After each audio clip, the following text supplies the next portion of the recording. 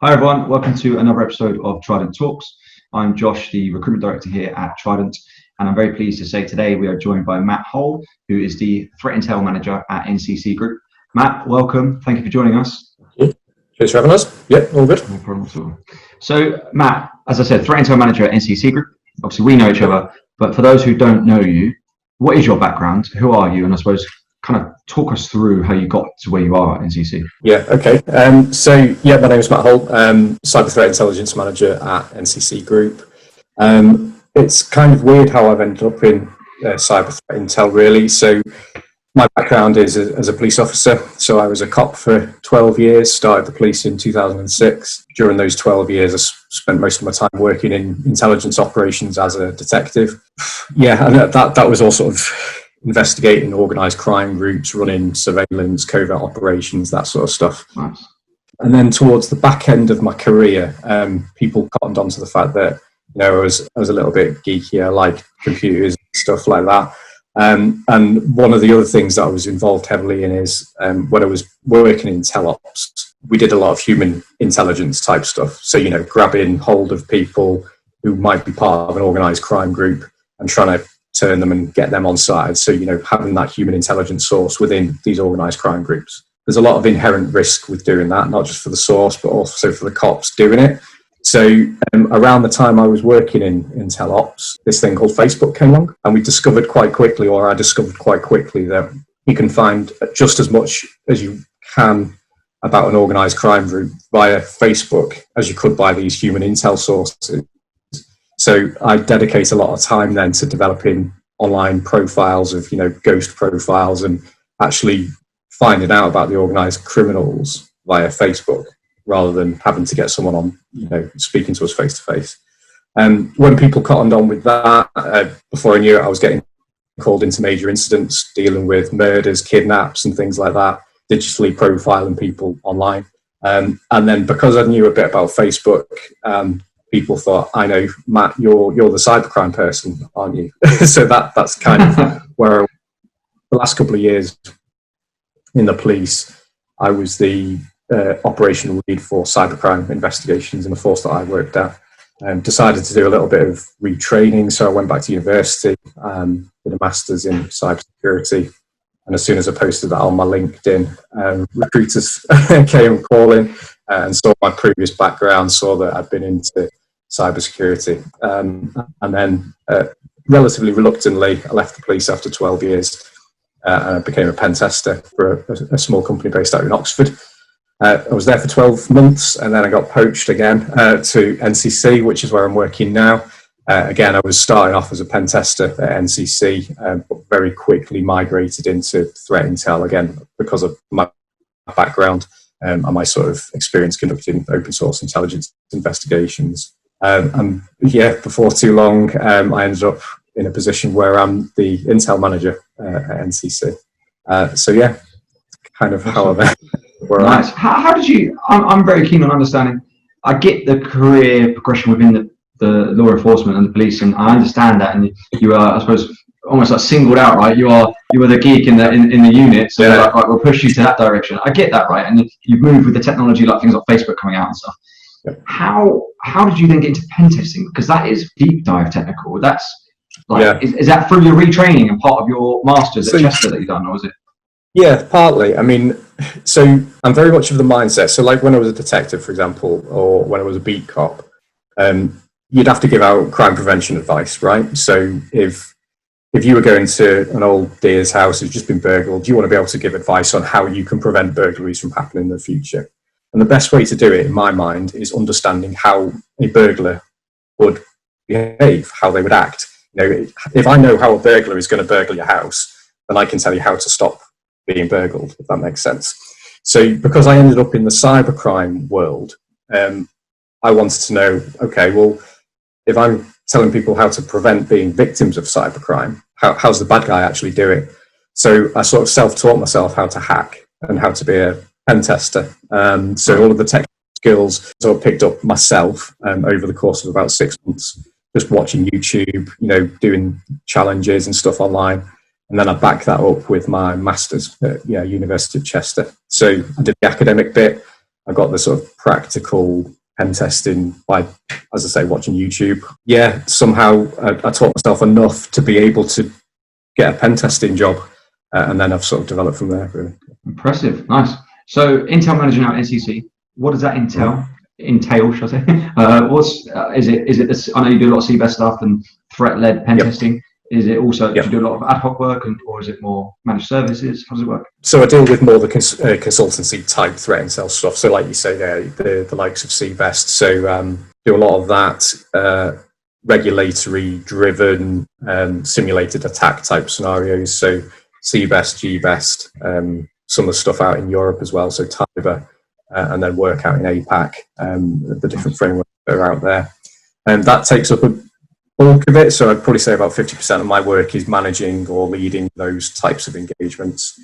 Ad hoc stuff, yeah. So I do a lot of mergers and acquisitions. So assisting organizations who are going through an M&A process. Do a lot of sort of generic threat assessments on companies.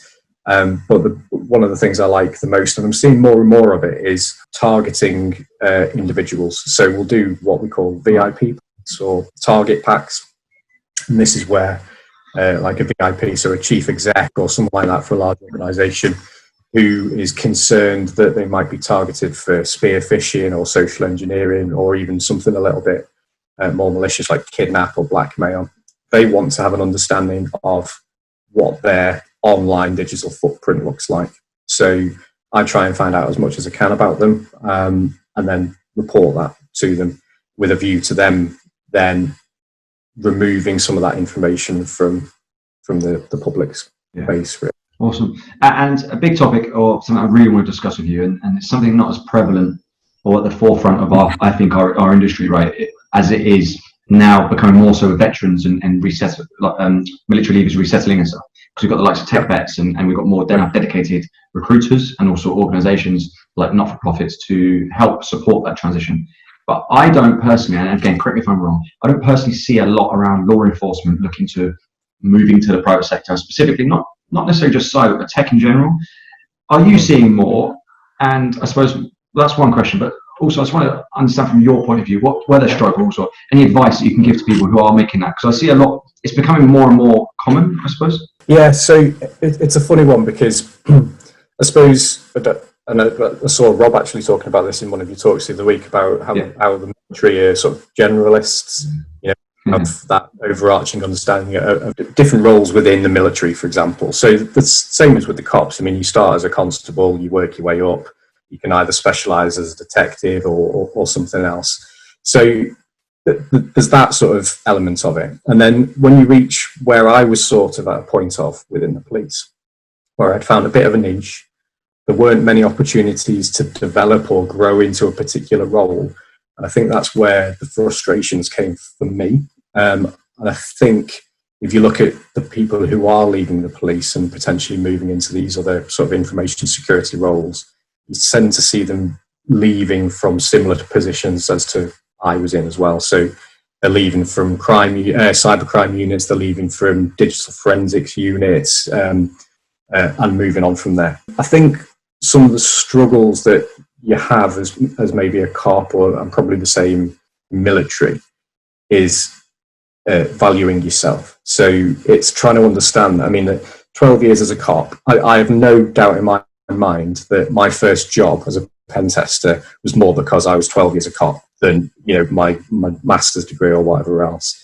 It's the transferable skills that I picked up as a police officer that have enabled me to find myself in the position I'm in now. So the ability to communicate properly, whether that's to a crowd of people who are trying to stab you, or whether it's in front of a group of executives or senior management or whatever else. So the ability to communicate both verbally and in a written format is brilliant. We are very resilient. Those personal qualities of individuals. So we're not very good at picking up on those transferable skills. So I think I mentioned communications, the ability to communicate properly to different audiences. It's the ability, well, I think police officers and military are quite resilient people. So they're able to deal with change, you know, conflict, all that sort of stuff, which kind of suits security in a way because it's such a dynamic sector in which we operate. things are forever changing. I mean, you look at threat actors and the way they're forever changing, so it kind of suits that as well. And we're also really tenacious as well, so we want to know more. We just keep on asking, the questions about how we get to certain points. So pen testers, for example, you're going for root, aren't you? You're all the time, you're just looking to try to break that system or break that computer, and you're really tenacious. You want to get it. Similar with threat intel, in that if I'm doing a target pack, for example, on a company or a person even, I want to find that little juicy nugget that makes me go, right, I've got you, I've had you, which is kind of the detective in me. And I imagine it's the same with a lot of people from the military as well. They want to get the job done. They want to find that golden nugget. So, as I say, there's a lot of people within niche roles who are the ones leaving, I think. I think people who might want to leave don't recognise those transferable skills in themselves, so it puts them off. And because there isn't necessarily a defined career route for them to jump from the police to security, that makes it challenging as well. I think my situation is relatively unique. I mean, don't get me wrong, I absolutely hammered it for 18 months. I went from having no academic qualifications to getting a master's degree, teaching myself how to pen test, bought a house, got married and had a baby in 18 months. So I kind of did it in one fell swoop. You wouldn't recommend that?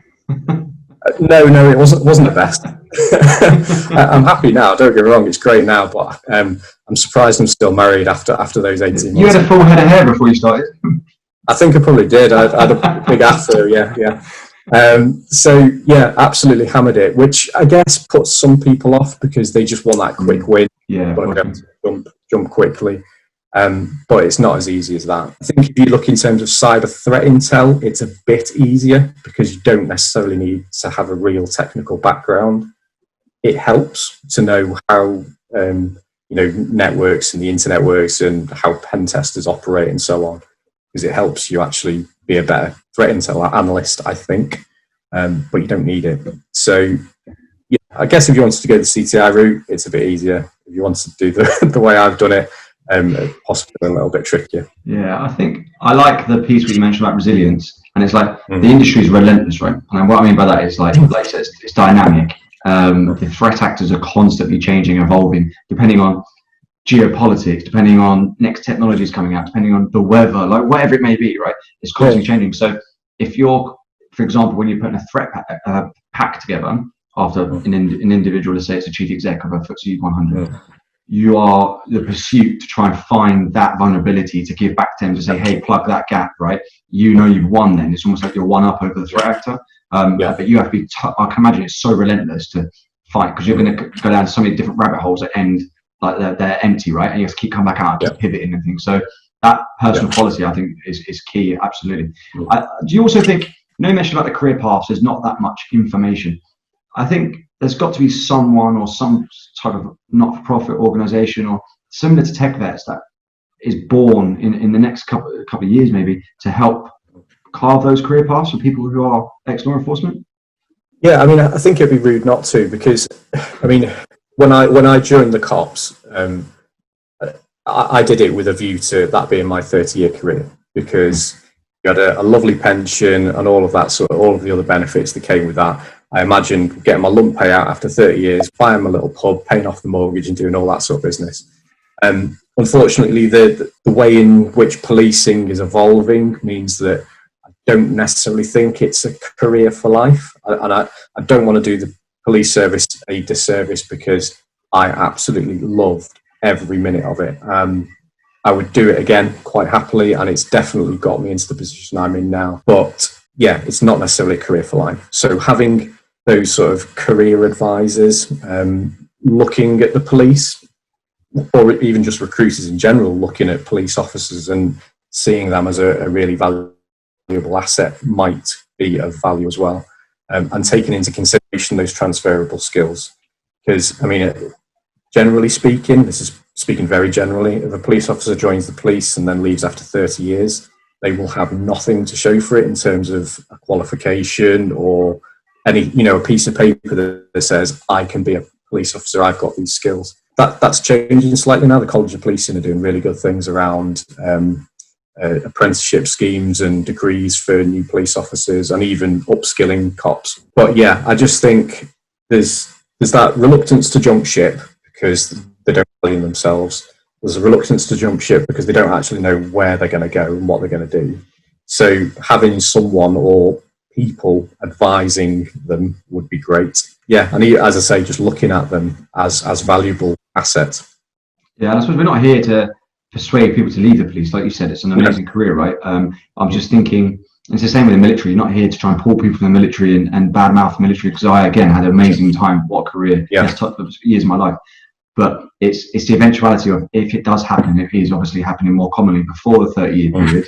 There needs to be some form of guidance, and people that don't perform maybe have treaded that path. But okay, so moving on. Yeah, and I'm aware that there's recruitment companies that specialise in ex-law enforcement. So you know, giving retired cops new homes, so to speak. But yeah, as far as I'm aware, there isn't anything for that mid-level, if that makes sense. It's a bit of a fine line, as you've touched on. You don't want to poach people because that's not necessarily the right way to go about it. But there are a lot of people, I imagine, well, certainly a decent handful of people within law enforcement who just need that little bit of inspiration to make that move as and when they see fit. Bit of a confidence booster, yeah. Okay, so moving forward and then look forward.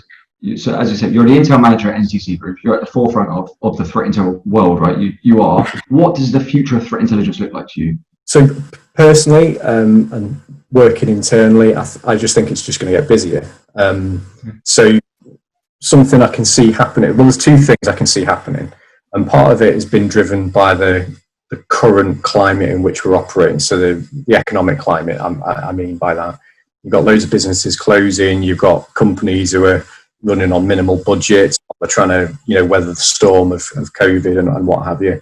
So I can see the value in cyber threat intelligence skyrocketing over the next couple of months, if not years, because people are going to have a smaller security budget, and cyber threat intel enables organizations to focus their security practices, in my opinion. By focusing on cyber threat intel, knowing exactly where your organization operates within the threat landscape, you know who's coming after you, you know when they're coming after you, and you know what tools and techniques they're going to use to come after you, then you can focus your security efforts on those particular areas. So in a shrinking budget, you want to do that. You really want to focus on what matters. Get the basics right, but focus on, you know, where the threats are coming from. The second thing I can see happening is the likes of these regulated driven frameworks. I can see those spreading further. So in the UK, we've also got CBEST, which deals with financial services. That there were offshoots of that, which went into the likes of government, so the GBEST framework, also telecoms. So all of these critical national infrastructure and also third-party suppliers, I can see those sectors being drawn into that regulator-driven threat intel work. And, you know, I can see the same happening across Europe as well. So we've got TIBER at the minute in a couple of countries. We're going to get a lot busier in the work that I do, because as TIBER spreads to different countries. Also, I can see the same sort of thing happening in those countries. When TIBER's embedded and it's doing well, it'll go to another sector then as well. Proof of concept, isn't it? Yeah, exactly. So two things. Yeah, I just think we're going to get busier. I don't think there's one thing. A lot more value placed on it. Yeah, simple as that. One big thing. Yeah. Well, a prime example is TIBER NO, right? Norway. The Norwegians adopting it. And I think the more confidence that will give to other Scandinavian countries, for example, we know Denmark had it, of course, but other different countries will keep you busier. And then you said inside those countries, then you're going to get other sectors, especially CNI sectors, that are going to go, that looks good. That's quite resilient, that framework. Let's adopt that in this telco or aviation or a different sector, oil and gas. Yeah. Awesome. And another thing that I can potentially see happening is you've got these frameworks all over the globe, and you've got global companies. So having to tick all of the boxes for these global frameworks, the individual frameworks. So I can see potential. I mean, the TIBER, for example, is heavily based on CBEST, for example, and with the others popping up around the world based on best practice. So yeah, I can see that sort of global need for cyber threat intel, specifically from a regulatory point of view, becoming more and more important, and certainly taken up a lot more of my time, and I'm sure other TI and consultancies will be spending a lot more time on that type of work. Happy days. Okay, and my last question that I ask all of my guests, Matt, if you weren't in cybersecurity, other than being a police officer, because you can't answer that, what do you think you'd be doing? I reckon you'd be a pub owner, some sort of landlord somewhere in Manchester. Yeah, do you know what? I'd love to be a pub owner. I'd love to own a pub, cafe. I can see myself in a little bistro, something like that. I like a bit of toast. I like a nice beer and stuff like that. I love brewing as well, so I do a bit of brewing in my spare time. So never know, I might end up doing that. Yeah, good IPA. Yeah, absolutely. Yeah. Matt, thank you very much for joining us. It's been a pleasure. That's right. Cheers.